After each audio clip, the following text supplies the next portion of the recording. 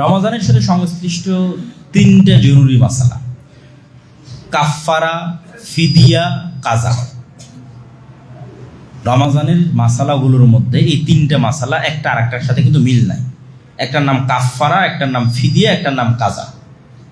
কখন কাজা, কখন কাফফারা, কখন ফিদিয়া?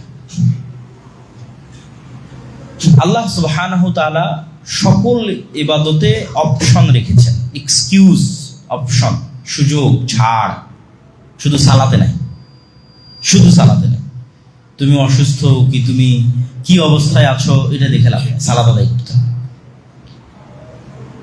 তো সিয়ামের ক্ষেত্রে আল্লাহ সুবহানাহু তাআলা অসুস্থ ব্যক্তিকে, সিয়ামের ক্ষেত্রে মুসাফির ব্যক্তিকে তাদের সিয়াম ছাড়ার অনুমতি দেওয়া আছে। বয়োবৃদ্ধ ব্যক্তিকে, যার আর কখনো সুস্থ হওয়ার সুযোগ নাই, গর্ভবতী মাকে, দুগ্ধদানকারিণী মাকে, এবং হায়েজ ও নিফাস তথা সন্তান প্রসবের পর যে রক্ত প্রবাহিত হয় এবং প্রতি মাসে যে রক্ত প্রবাহিত হয়, এই অবস্থায় যে সমস্ত মা এবং বোনেরা আছে তাদেরকে, এই ধরনের মানুষকে আল্লাহ সুবহানাহু ওয়া তাআলা সিয়াম ছেড়ে দেওয়ার অনুমতি দিয়েছেন, বা সিয়াম ছেড়ে দিবে, এটি বিধান।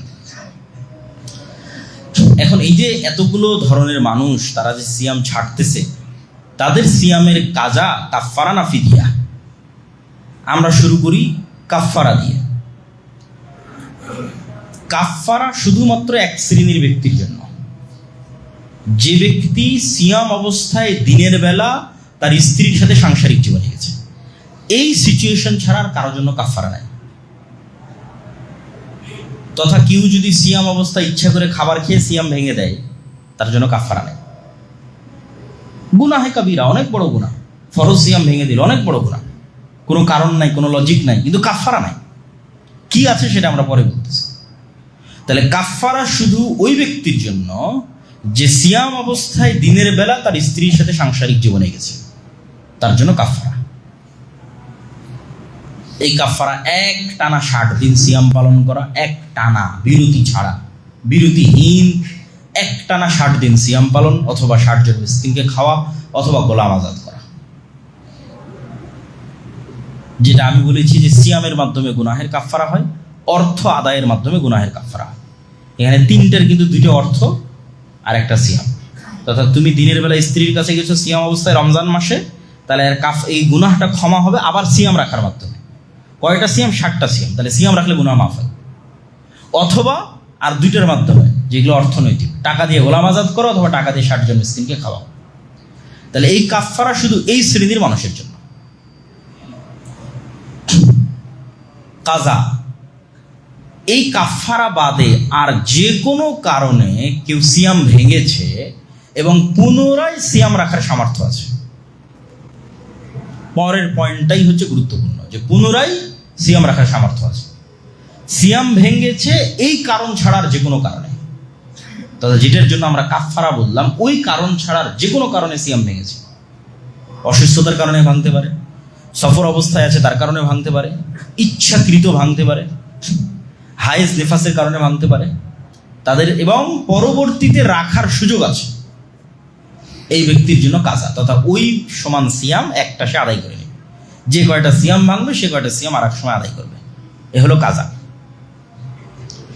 ফিদিয়া, যে এইরকম কোনো কারণে সিয়াম ভেঙেছে, তথা ওই যেটার কারণে কাফফারা, ওটার কারণে নয়, স্বাভাবিক যে কোনো কারণে সিয়াম ভেঙেছে, কিন্তু আর সিয়াম রাখার সুযোগ নাই।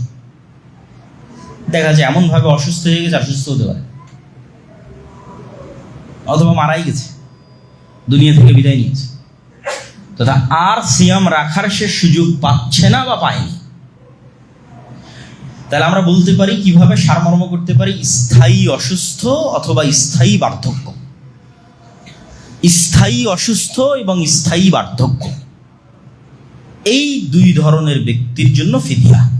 তথা একদিন সিয়াম সমান একদিন মিসকিনের খাবার, একজন মিসকিনের একদিনের খাবার। তো আলেম ওলামা, আগের যুগের ফোকাহাগণ গণনা করেছে, হিসাবপাতি করে, তাদের রাসূল সাল্লাল্লাহু আলাইহি ওয়াসাল্লামের কিছু হাদিসকে সামনে রেখে, যে আমরা 1.25 কেজি তথা 1 সার কিছু কম, এই সমপরিমাণ যদি খাদ্য খাদ্য কারো বাড়িতে থাকে, তাহলে তাকে ধরে নেওয়া হয় যে তার একদিনের খাবার তার কাছে আছে।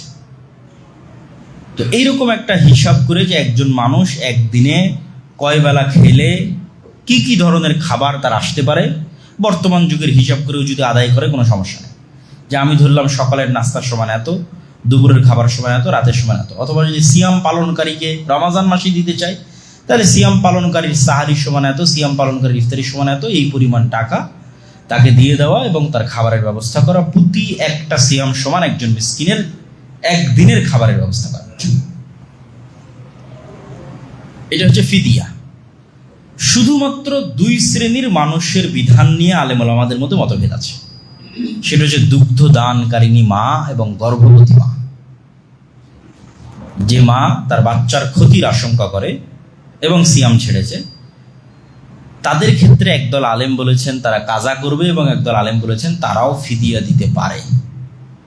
যদি সময়টা লম্বা, দেখা যাচ্ছে এখন দুধ দিচ্ছে, আরও 1-1.5 বছর সে তার বাচ্চাকে দুধ দেবে, তথা 1-1.5 বছরে আর তার সে কাজা আদায় করার সে হয়তো সুযোগ পাচ্ছে না, তার বাচ্চার সে ক্ষতির আশঙ্কা করতেছে।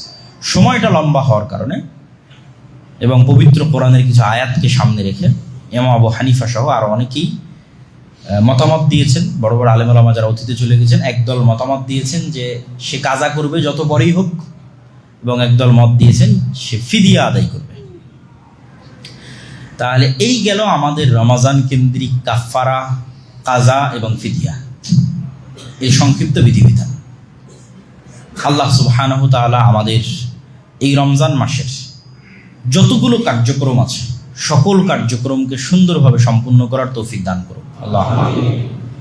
আর খুব শপথ নিয়ে উঠতে হবে এবং রমজান শুরু করতে হবে। কয়েকটা শপথ, বেশি নয়, অত বেশি নিলে কাজ করা যাবে না, ক্লান্ত হয়ে যাবে। 1 নম্বর শপথ, 5 ওয়াক্ত সালাত মিস দিব না। সর্বনিম্ন স্তরে থাকি যে আমাদের 1 নম্বর ওয়াদা হচ্ছে আমরা রমজানে অন্তত 5 ওয়াক্ত সালাত জামাতে আদায় করবো ইনশাআল্লাহ। 2 নম্বর শপথ হচ্ছে রমজানে আমরা অন্তত কোনো প্রকার গুনাহে লিপ্ত হবে না ইনশাআল্লাহ। মুখের গুনাহ, চোখের গুনাহ, কানের গুনাহ, সকল প্রকার গুনাহ থেকে আমরা বিরত থাকার সর্বোচ্চ চেষ্টা করব ইনশাআল্লাহ। 3 নম্বর হচ্ছে যতদূর সম্ভব পুরো রমজানে অন্তত একবার পবিত্র কোরআন পড়ে শেষ করা, কোরআন খতম দেওয়া যেটা আমরা বলি, এবং বুঝার চেষ্টা করা। অথবা যে কোরআন পড়তে পারে না সে কোরআন শিখলো, কোরআন শেখার জন্য কোথাও ভর্তি হলো, অ্যাডমিশন নিল, অনলাইনে অফলাইনে যেখানে সম্ভব কোরআনের সাথে সম্পৃক্ত থাকার চেষ্টা করা। আল্লাহ সুবহানাহু ওয়া তাআলা আমাদের তৌফিক দান করুক, আল্লাহুম্মা আমিন।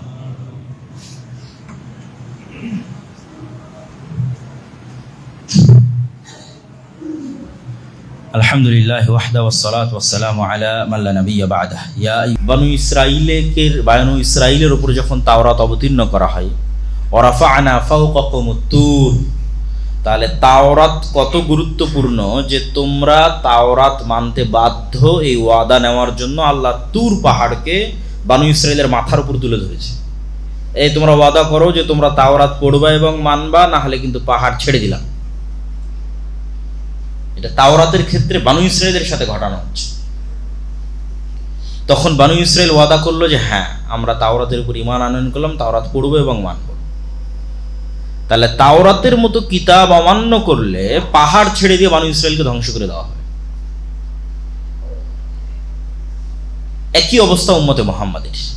হ্যাঁ, অন্য উম্মতকে যেভাবে ধ্বংস করা হয়েছে উম্মতে মুহাম্মাদীকে সেভাবে করা হবে না। উম্মতে মুহাম্মাদীকে ধ্বংস করার ধরন ভিন্ন।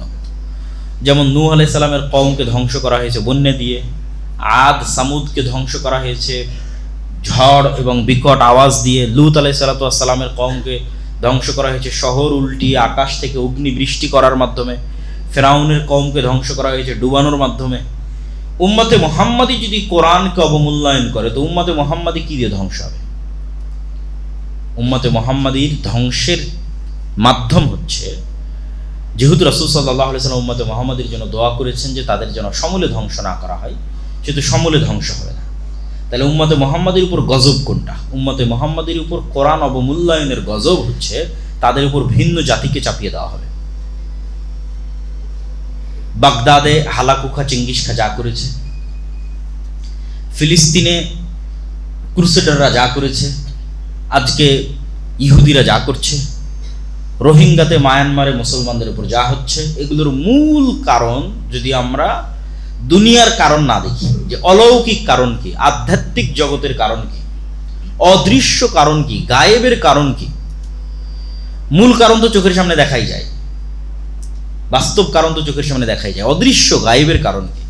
অদৃশ্য গায়েবের কারণ হচ্ছে কোরআনের মূল্যায়ন আমাদের কাছে অতটুকু। যে অবস্থায় আমরা আজকে আছি, এই অবস্থাটা কোরআনের আমাদের কাছে। আজকে মায়ানমারের রোহিঙ্গা মুসলমানদের অবস্থা যেমন, আসলে কোরআনের অবস্থাটাই ফুটে উঠতেছে, যে কোরআনের চিত্র এরকম তাদের বাড়িতে, তাদের ঘরে, তাদের সমাজে। কোরআন এরকম অবহেলিত। তাহলে উম্মতে মুহাম্মাদির উপর গজবের কারণ হচ্ছে কিতাব অবমূল্যায়ন করা। গজবের ধরন কি? ভিন্ন জাতি এবং ভিন্ন কওমকে চাপিয়ে দেওয়া।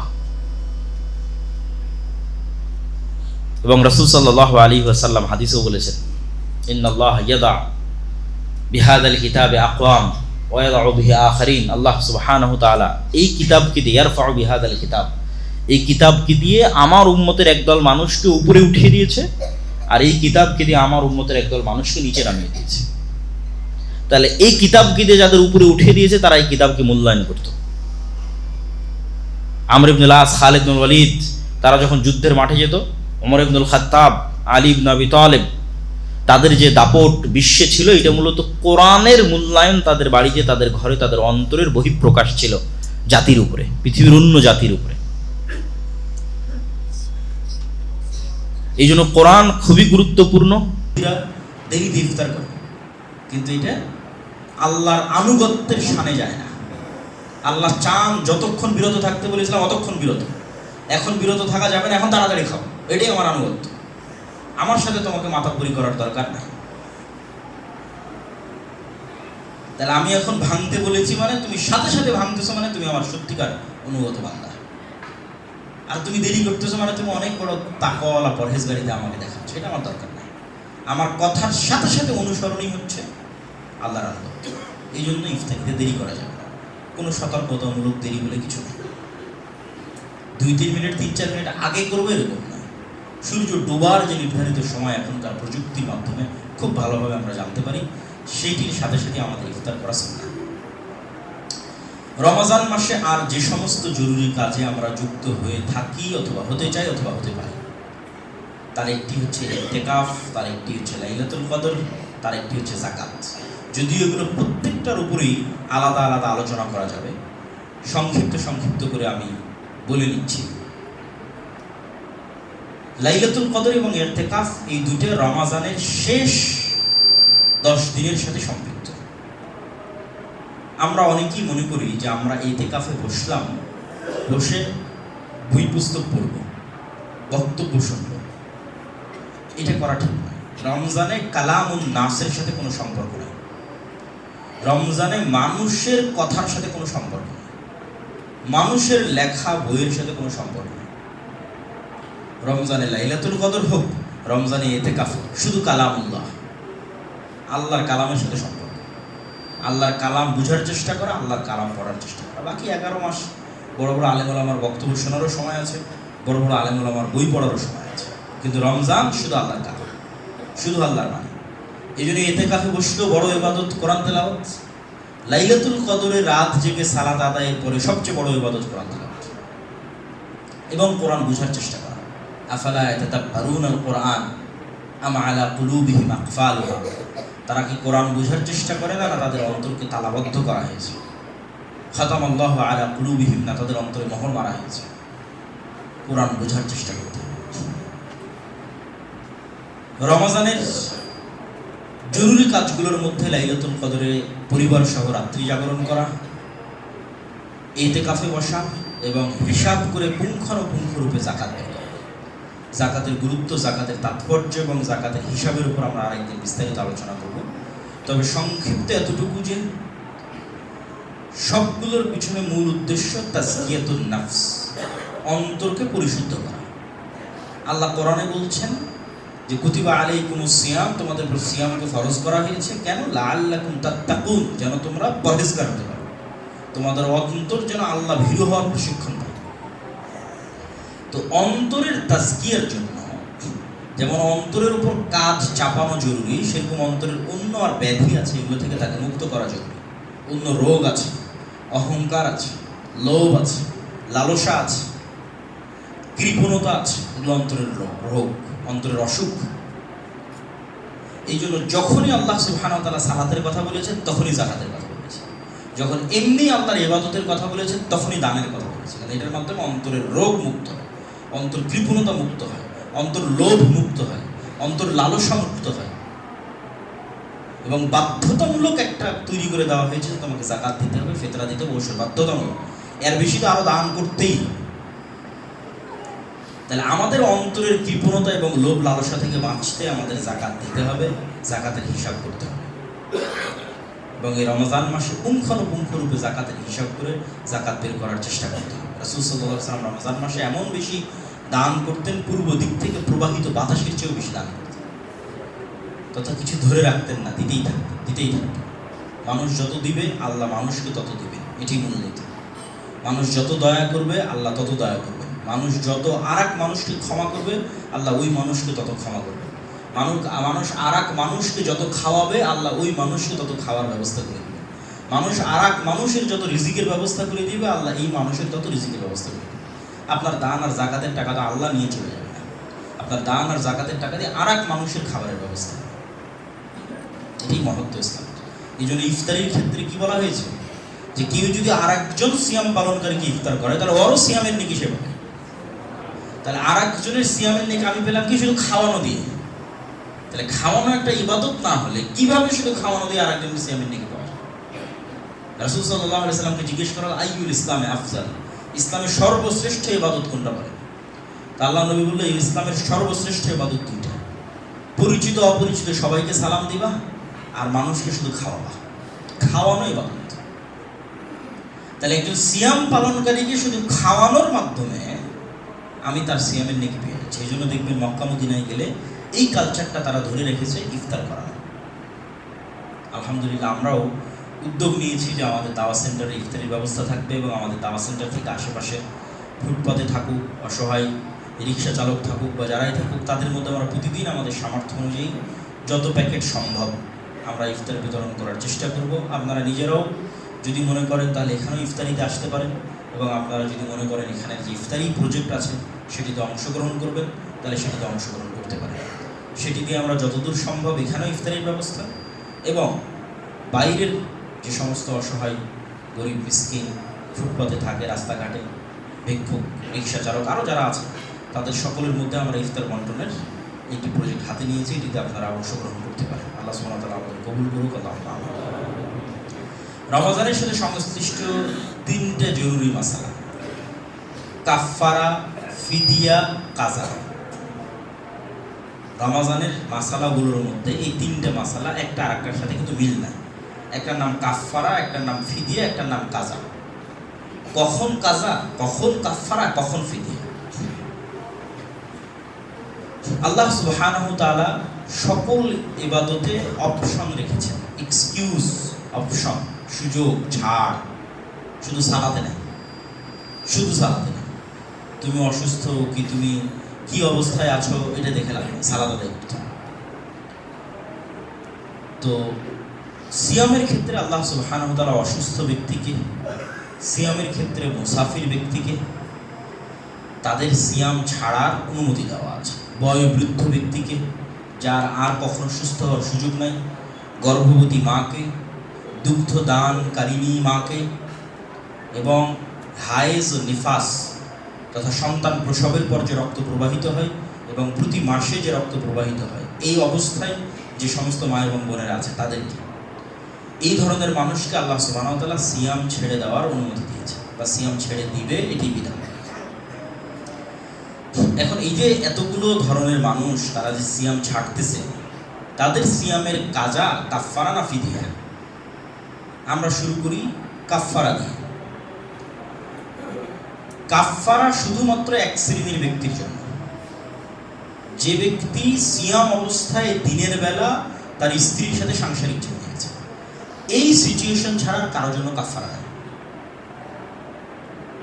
তথা কেউ যদি সিয়াম অবস্থায় ইচ্ছা করে খাবার খেয়ে সিয়াম ভেঙে দেয়, তার জন্য কাফফারা নেই। গুনাহে কাবীরা, অনেক বড় গুনাহ, ফরজ সিয়াম ভেঙে দিল, অনেক বড় গুনাহ, কোনো কারণ নাই, কোনো লজিক নাই, কিন্তু কাফফারা নাই। কি আছে সেটা আমরা পরে বলতেছি। তাহলে কাফফারা শুধু ওই ব্যক্তির জন্য যে সিয়াম অবস্থায় দিনের বেলা তার স্ত্রীর সাথে সাংসারিক জীবনে গেছে, তার জন্য কাফফারা। এই কাফফারা এক টানা 60 দিন সিয়াম পালন করা, এক টানা বিরতি ছাড়া, বিরতিহীন এক টানা 60 দিন সিয়াম পালন, অথবা 60 জন মিসকিনকে খাওয়া, অথবা গোলাম আজাদ করা। যেটা আমি বলেছি যে সিয়ামের মাধ্যমে গুনাহের কাফফারা হয়, অর্থ আদায়ের মাধ্যমে গুনাহের কাফফারা হয়। এখানে তিনটার কিন্তু দুটো অর্থ আর একটা সিয়াম।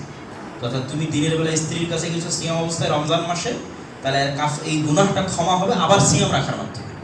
কয়টা সিয়াম? 60টা সিয়াম। তাহলে সিয়াম রাখলে গুনাহ মাফ হবে। অথবা আর দুইটার মাধ্যমে, যেগুলো অর্থনৈতিক, টাকা দিয়ে গোলাম আজাদ করো, অথবা টাকা দিয়ে 60 জন মিসকিনকে খাওয়া। তাহলে এই কাফফারা শুধু এই শ্রেণীর মানুষের জন্য। কাজা, এই কাফফারা বাদে আর যে কোনো কারণে কেউ সিয়াম ভেঙেছে এবং পুনরায় সিয়াম রাখার সামর্থ্য আছে, পরের পয়েন্টটাই হচ্ছে গুরুত্বপূর্ণ, যে পুনরায় সিয়াম রাখার সামর্থ্য আছে। সিয়াম ভেঙেছে এই কারণ ছাড়ার যে কোনো কারণে, তবে যেটার জন্য আমরা কাফফারা। রাতের সালাতের ক্ষেত্রে যারা নিয়মিত তাহাজ্জুদের সালাতে অভ্যাসী, অথবা যাদের কনফিডেন্স আছে যে আমি শেষ রাতে উঠতেই পারবো, সে জামাতে তারাবি আদায় না করলেও কোনো সমস্যা নেই। বরং তার জন্য এটাই উত্তম যে সে শেষ রাতে উঠে একা একই লম্বা তেলাওয়াতের মাধ্যমে, লম্বা সালাতের মাধ্যমে তাহাজ্জুদের সালাত আদায় করবে, এবং তারপরে তাহাজ্জুদ শেষে বেতের শেষে সে সাহারি করবে। আর যদি কারো ক্ষেত্রে মনে হয় যে না, তার শেষ রাতে উঠার অভ্যাস নাই, উঠতে পারবে না, তাহলে তার জন্য জামাতের সাথে তারাবির সালাত আদায় করার যে প্রচলন আমাদের দেশে আছে, এটা কোনো সমস্যা নেই। 5 ওয়াক্ত সালাতে থেকে আমি তারাবির সালাত আদায় করতেছি, আমি ফজিলত পাবো ইনশাল্লাহ। তারাবির সালাত ধীর স্থিরভাবে আদায় করতে হবে, সেই রকম মসজিদই বাছাই করতে হবে, সেই রকম ইমামই বাছাই করতে হবে যারা ধীর স্থিরভাবে কোরআন তেলাওয়াত করে, কোরআনের হকের সাথে কোরআন তেলাওয়াত করে আদায় করবে। রমজানে আর জরুরি কাজের মধ্যে একটি জরুরি কাজ ইফতার, যা সিয়াম পালনকারী দুইটা খুশির একটা খুশির সময়। রাসূল সাল্লাল্লাহু আলাইহি ওয়াসাল্লাম ইফতারিতে তাড়াতাড়ি করতে বলেছে। এই তাড়াতাড়ি করার আনুষ্ঠানিকতাটাই রমজানের গুরুত্ব, সিয়ামের গুরুত্ব। এই তাড়াতাড়ির আনুষ্ঠানিকতা না থাকলে এই সিয়ামের গুরুত্ব থাকবে না। কখন সূর্য ডুবে গেছে আমার কোনো পরোয়াই নাই, রাত 8টায় গিয়ে ইফতারি করলাম, আর ওই মজা, ওই মাহাত্ম্য রমজানের আপনি তৈরি করতে পারবেন। রমজানের মাহাত্ম্য হচ্ছে আমি অপেক্ষা করব কখন সূর্য ডুবতেছে, ডুবা মাত্রই আমি ইফতারি করব। এটাই মর্যাদা, এটাই সম্মান, এটাই নিয়ম, এটাই মূলনীতি। রাসূল সাল্লাল্লাহু আলাইহি ওয়াসাল্লাম এটাই বলে গেছেন যে ইহুদিরা দেরিতে ইফতার করে, কিন্তু এটা আল্লাহর আনুগত্যের শানে যায় না। আল্লাহ চান যতক্ষণ বিরত থাকতে বলেছিলাম অতক্ষণ বিরত, এখন বিরত থাকা যাবে না, এখন তাড়াতাড়ি খাও, এটাই আমার আনুগত্য। আমার সাথে তোমাকে মাতাব্বরি করার দরকার নাই। তাহলে আমি এখন ভাঙতে বলেছি মানে তুমি সাথে সাথে ভাঙতেছো, মানে তুমি আমার সত্যিকার অনুগত বান্দা। আর তুমি দেরি করতেছো মানে তুমি অনেক বড় তাকওয়ালা পরহেজগারিতা আমাকে দেখাচ্ছ, এটা আমার দরকার নেই।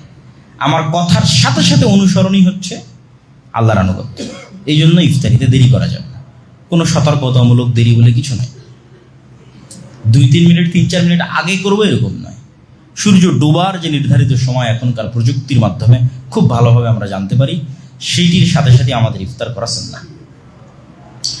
রমজান মাসে আর যে সমস্ত জরুরি কাজে আমরা যুক্ত হয়ে থাকি, অথবা হতে চাই, অথবা হতে পারি, তার একটি হচ্ছে ইতিকাফ, তার একটি হচ্ছে লাইলাতুল কদর, তার একটি হচ্ছে যাকাত। যদিও এগুলো প্রত্যেকটার উপরেই আলাদা আলাদা আলোচনা করা যাবে, সংক্ষিপ্ত করে আমি বলে নিচ্ছি। লাইলাতুল কদর এবং ইতিকাফ এই দুটো রমজানের শেষ 10 দিনের সাথে সম্পৃক্ত।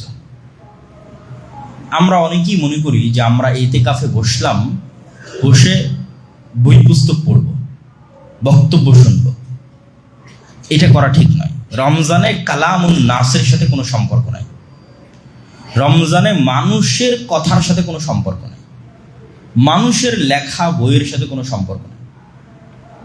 রমজানে লাইলাতুল কদর হোক, রমজানে ইতিকাফ হোক, শুধু কালামুল্লাহ, আল্লাহর কালামের সাথে সম্পর্ক। আল্লাহর কালাম বুঝার চেষ্টা করা, আল্লাহর কালাম পড়ার চেষ্টা করা। বাকি 11 মাস বড় বড় আলেম ওলামার বক্তব্য শোনারও সময় আছে, বড় বড় আলেম ওলামার বই পড়ারও সময় আছে, কিন্তু রমজান শুধু আল্লাহর কালাম, শুধু আল্লাহর বাণী। এই জন্য ইতিকাফে বসলেও বড় ইবাদত কোরআন তেলাওয়াত। লাইলাতুল কদরের রাত জেগে সালাত আদায়ের পরে সবচেয়ে বড় ইবাদত কোরআন তেলাওয়াত এবং কোরআন বুঝার চেষ্টা করা। আফালা ইয়াতাদাব্বারুনাল কোরআন আম আলা কুলুবিহিম আকফালুহা, তারা কি কোরআন বুঝার চেষ্টা করে না, না তাদের অন্তরকে তালাবদ্ধ করা হয়েছে? খাতামাল্লাহু আলা কুলুবিহিম, না তাদের অন্তরে মোহর মারা হয়েছে? কোরআন বুঝার চেষ্টা করতে হবে। রমজানের জরুরি কাজগুলোর মধ্যে লাইলাতুল কদরে পরিবার সহ রাত্রি জাগরণ করা, ইতিকাফে বসা এবং হিসাব করে পুঙ্খানুপুঙ্খরূপে যাকাত বের করা। যাকাতের গুরুত্ব, যাকাতের তাৎপর্য এবং যাকাতের হিসাবের উপর আমরা আরেকদিন বিস্তারিত আলোচনা করব। তবে সংক্ষিপ্ত এতটুকু যে সবগুলোর পিছনে মূল উদ্দেশ্য তাজকিয়াতুন নাফস, অন্তরকে পরিশুদ্ধ করা। আল্লাহ কোরআনে বলছেন যে কুতিবা আলাইকুমুস সিয়াম, তোমাদের উপর সিয়ামকে ফরজ করা হয়েছে। কেন? লাআল্লাকুম তাত্তাকুন, যেন তোমরা পরহেজগার হতে পারো, তোমাদের অন্তর যেন আল্লাহ ভীরু হওয়ার প্রশিক্ষণ পায়। তো অন্তরের তাজকিয়ার জন্য যেমন অন্তরের উপর কাজ চাপানো জরুরি, সেরকম অন্তরের অন্য আর ব্যাধি আছে, এগুলো থেকে তাকে মুক্ত করা জরুরি। অন্য রোগ আছে, অহংকার আছে, লোভ আছে, লালসা আছে, কৃপণতা আছে, এগুলো অন্তরের রোগ, অন্তরের অসুখ। এই জন্য যখনই আল্লাহ সুবহানাহু ওয়া তাআলা সালাতের কথা বলেছে তখনই যাকাতের কথা বলেছে, যখন এমনি আল্লাহর ইবাদতের কথা বলেছে তখনই দানের কথা বলেছে। কারণ এটার মাধ্যমে অন্তরের রোগ মুক্ত হয়, অন্তর কৃপণতা মুক্ত হয়, অন্তর লোভ মুক্ত হয়, অন্তর লালসা মুক্ত হয়।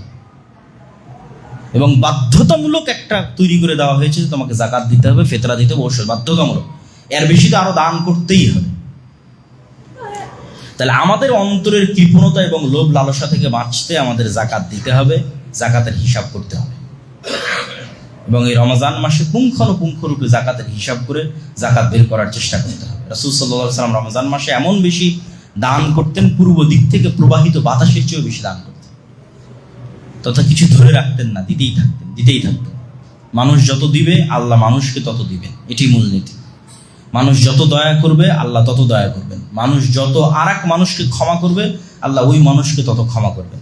মানুষ আরেক মানুষকে যত খাওয়াবে আল্লাহ ওই মানুষকে তত খাওয়ার ব্যবস্থা করে দিবেন। মানুষ আরেক মানুষের যত রিজিকের ব্যবস্থা করে দিবে আল্লাহ এই মানুষের তত রিজিকের ব্যবস্থা করে দিবেন। আপনার দান আর যাকাতের টাকা তো আল্লাহ নিয়ে চলে যাবে না, আপনার দান আর যাকাতের টাকা দিয়ে আরেক মানুষের খাবারের ব্যবস্থা হবে। এটাই মহত্ব ইসলামের।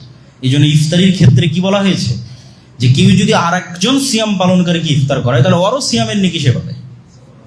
তাহলে আরেকজনের সিয়ামের নেকি আমি পেলাম কি শুধু খাওয়ানো দিয়ে? তাহলে খাওয়ানো একটা ইবাদত না হলে কিভাবে শুধু খাওয়ানো দিয়ে আরেকজনের সিয়ামের নেকি পাওয়া যায়? রাসূল সাল্লাল্লাহু আলাইহি সাল্লামকে জিজ্ঞেস করা হলো আইয়ুল ইসলামে আফজাল, ইসলামের সর্বশ্রেষ্ঠ ইবাদত কোনটা বলেন? তা আল্লাহ নবী বললেন ইসলামের সর্বশ্রেষ্ঠ ইবাদত দুইটা, পরিচিত অপরিচিত সবাইকে সালাম দিবা আর মানুষকে শুধু খাওয়াবা। খাওয়ানো ইবাদত।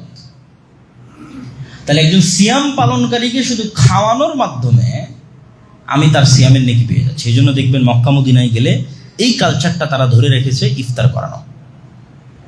আলহামদুলিল্লাহ আমরাও উদ্যোগ নিয়েছি যে আমাদের দাওয়া সেন্টারে ইফতারির ব্যবস্থা থাকবে এবং আমাদের দাওয়া সেন্টার থেকে আশেপাশের ফুটপাতে থাকুক, অসহায় রিক্সা চালক থাকুক বা যারাই থাকুক, তাদের মধ্যে আমরা প্রতিদিন আমাদের সামর্থ্য অনুযায়ী যত প্যাকেট সম্ভব আমরা ইফতার বিতরণ করার চেষ্টা করব। আপনারা নিজেরাও যদি মনে করেন তাহলে এখানেও ইফতারিতে আসতে পারেন, এবং আপনারা যদি মনে করেন এখানের যে ইফতারি প্রজেক্ট আছে সেটিতে অংশগ্রহণ করবেন তাহলে সেটিতে অংশগ্রহণ করতে পারেন। সেটি দিয়ে আমরা যতদূর সম্ভব এখানেও ইফতারির ব্যবস্থা এবং বাইরের যে সমস্ত অসহায় গরিব মিসকিন ফুটপাতে থাকে, রাস্তাঘাটে ভিক্ষুক, রিক্সা চালক আরও যারা আছে তাদের সকলের মধ্যে আমরা ইফতার বন্টনের একটি প্রজেক্ট হাতে নিয়েছি। এটিতে আপনারা অংশগ্রহণ করতে পারেন। আল্লাহ সুবহানাহু ওয়া তাআলা আমাদের কবুল করুক। আল্লাহুম্মা আমিন।